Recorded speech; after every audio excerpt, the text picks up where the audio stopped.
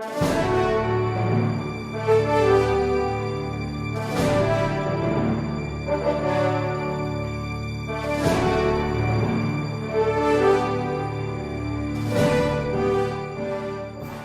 gentleman from Bukidnon, Senator Gingona.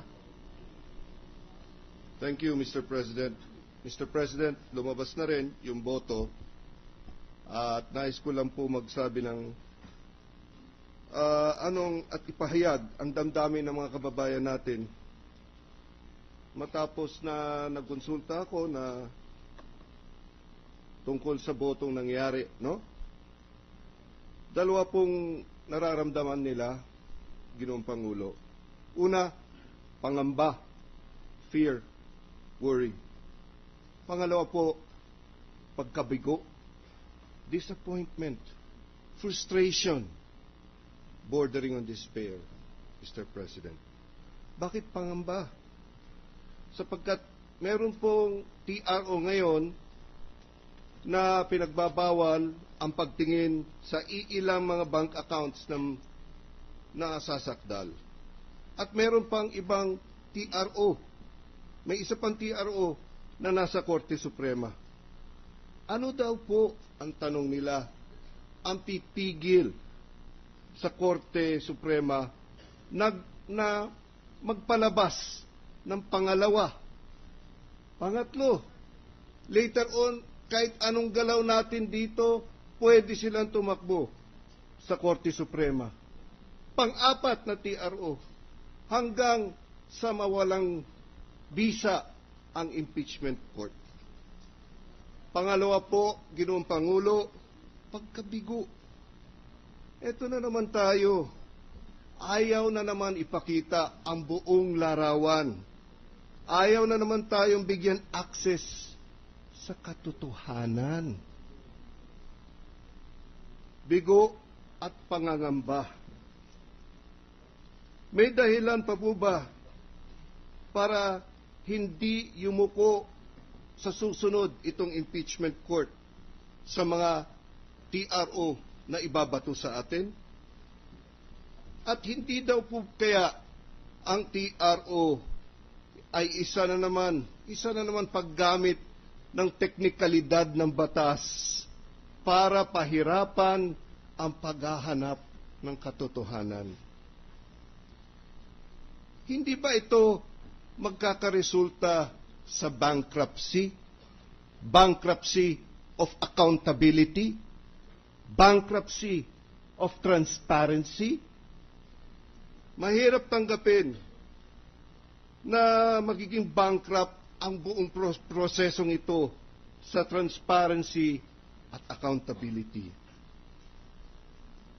Ginoong Pangulo, iginagalang ko po ang aking mga kapwa senador hukom at iginagalang ko ang desisyon ng nakakarami. Pero mahalaga pong kahit sa ilang sandali ay madinig sa bulwagang ito ang damdamin ng ating mga kababayan. Damdamin ng pangangamba, damdamin ng pagkabigo, ng isa na naman malaking pagkabigo sa paghahanap ng katotohanan. Marami pong salamat, Ginoong Pangulo. Majority Floor Leader. The Senator gentleman from Misamis Oriental. Thank you, Mr. President. I voted to respect that particular and specific TRO dated February 9, 2012, but subject to the impeachment court's modification that said TRO refers only to foreign currency deposit accounts. Since the TRO is only temporary and for the meantime only, there is no great damage to be suffered from respecting it also in the meantime only. And in that meantime, the Senate will also vigorously defend its sole power to try and decide impeachment cases before the Supreme Court. The matter of jurisdiction will be raised by the Senate before the Supreme Court. But I have noticed the attempt of the Supreme Court to enjoin the implementation of the entire subpoena dated February 6, 2012, including peso accounts. Hence, the need to modify the wording or the wording of the TRO to be respected. May I therefore appeal to the Supreme Court to write or craft their decisions, resolutions, or orders very carefully, clearly, and accurately. But what ultimately swayed my vote to respect the said TRO is that I agree with the preliminary reading of the Supreme Court majority that foreign currency deposit accounts are of an absolute confidential nature. But I am still hoping that in the final disposition of the PS Bank case, the Supreme Court will respect the constitutional power of the Senate to be the sole trier and judge of impeachment cases. Because if the Supreme Court does not, we will cross that bridge when we get there. Majority Floor Leader. Senator Trillanes earlier asked for the floor, then Senator Cayetano Pia, then Senator Pangilinan, and Senator Alan Cayetano, Mr. President. Proceed. Thank you, Mr. President. I voted not to abide by the temporary restraining order of the Supreme Court, and this is my explanation. We, the graduates of the Philippine Military Academy, are not taught to be saints. We don't even pretend to be one. And we don't even pretend to be self-righteous. But when faced with a dilemma involving our work as public servants, we have been trained to always seek the moral high ground. The issue we face is not a constitutional crisis, but a moral crisis. On one hand, the Supreme Court, who through their TRO, threw that concept of judicial restraint out the window and intervened in the affairs of the Senate as an impeachment court to protect and cover up for one of their own. On the other hand, the Senate, who is merely performing their mandate as clearly defined by the Constitution. To the ordinary Filipino, the choice is very clear. The Senate should not be a party to any policy that would provide sanctuary to alleged lawbreakers. Moreover, as a former soldier, I was taught to disobey unlawful orders. This TRO, in my uncomplicated mind, that of a soldier, this is an unlawful order.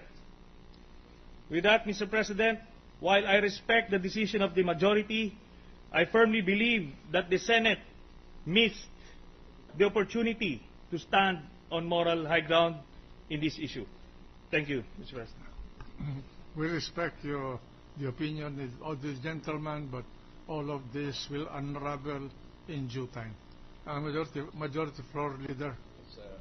Senator Pia Cayetano, and then she has withdrawn. Therefore, Senator Pangilinan and Senator Alan Cayetano, Mr. The President. gentleman from Pampanga. Thank you, Mr. President. Just to abbreviate the proceedings, I will just manifest that I will submit a written explanation of my no vote. For the record, Mr. President. Who else?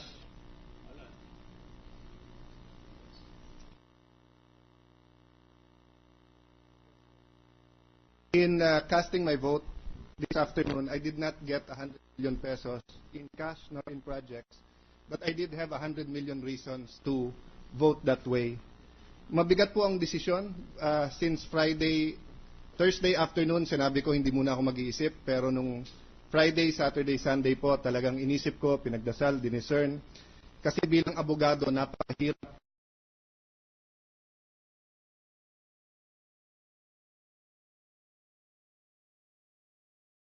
para i-discuss ang napakabigat na issue. So baka katulad ni Senator Kiko Linan ay magbigay na lang po kami ng extended written explanation. Ngunit gusto ko pong banggitin na we took into consideration the law, meaning the Constitution, existing laws, jurisprudence. Yung pong mga desisyon ng Supreme Court, hindi lang po ng Pilipinas kasi kukonti pa lang po ang impeachment proceedings natin, kung hindi yung nangyari sa Amerika. Sa isang banda po, sinasabi na pag hindi nirespeto ang Supreme Court, masisira ang rule of law. Sinasabi po na ito ay huling takbuhan po ng mga gustong protektahan ng kanilang karapatan. Pero tama din po ang sinabi ng isang senador kanina sa caucus na ang impeachment court ay huling takbuhan ng mamamayan kung meron napakataas na posisyon o nanunungkulan na kailangan alisin. Nakakalimutan po ata natin na isang Chief Justice, isang membro ng Supreme Court ang ating trinatry ngayon. At nagkakaroon na ng pag-iisip ang ating mga kababayan na ang Supreme Court po ay sila'y meron tulungan pagdating dito sa impeachment. I don't want to cast any doubt upon the Supreme Court. That's why I was hoping, after asking last Thursday the witness, Mr. Garcia, kung walang TRO, ilalabas mo ba yung accounts? Ang sagot niya, hindi. Meaning, kahit hindi nagbigay ng TRO ang Supreme Court, hindi pa rin naman ilalabas dito. So I was hoping they would not issue a TRO, even if they would go on with the case. But to expound, Mr. President, why I voted that way, totoo po, the highest court, the Supreme Court, the court of last resort. Pero madalas nating sabihin, ang impeachment court ay at the very least sing taas or equal, or some will say higher in the sense that pwedeng kasuhan ang buong Supreme Court. Pwedeng lahat ng membro impeach, pwedeng pa isa-isa. So at the least, Mr. President, we all agree na pagdating po sa matters of impeachment, that should be left completely to the impeachment court. We have agreed po that